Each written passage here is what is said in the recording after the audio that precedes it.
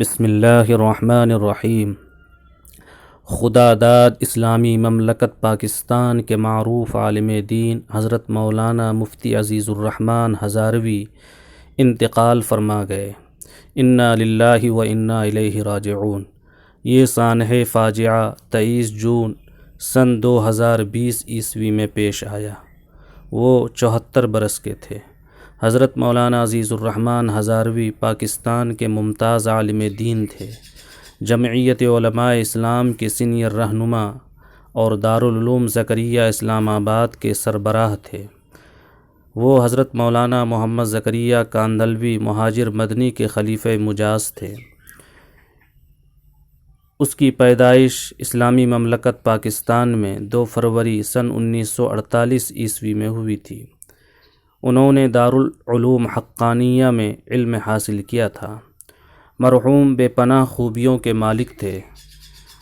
حضرت مولانا نے ساری زندگی لوگوں کے عقائد کی اصلاح اور سنتوں کے پھیلانے میں گزاری۔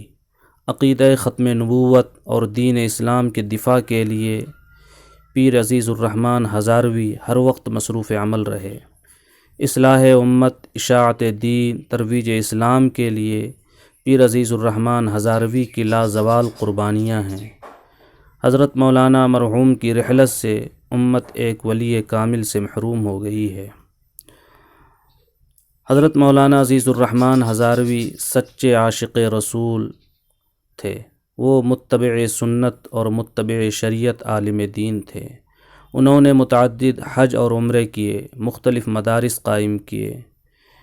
صدیق اکبر مسجد میں جمعہ کا خطبہ دیتے تھے۔ کچھ عرصہ قبل سرائے خربوزہ ترنول اسلام آباد میں ایک بہت بڑا دینی مدرسہ اپنے مرشد حضرت مولانا زکریا سہارنپوری مہاجر مدنی کے نام سے قائم کیا، جس میں ہزاروں طلباء علم حاصل کرتے ہیں۔ وہ تمام دینی تحریکوں کے سرپرست اعلیٰ تھے۔ حضرت مولانا عزیز الرحمن ہزاروی کو لاکھوں عقیدت مندوں کی موجودگی میں دارالعلوم زکریا سرائے خربوزہ میں سپرد خاک کر دیا گیا۔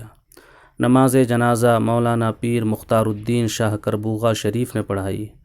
جمعیت علماء اسلام کے سربراہ مولانا فضل الرحمن، مرکزی جنرل سیکریٹری سینیٹر مولانا عبدالغفور حیدری اور مولانا عبدالواسع نے عظیم دینی عالم پیر عزیز الرحمن ہزاروی کے انتقال پر رنج و غم کا اظہار کیا۔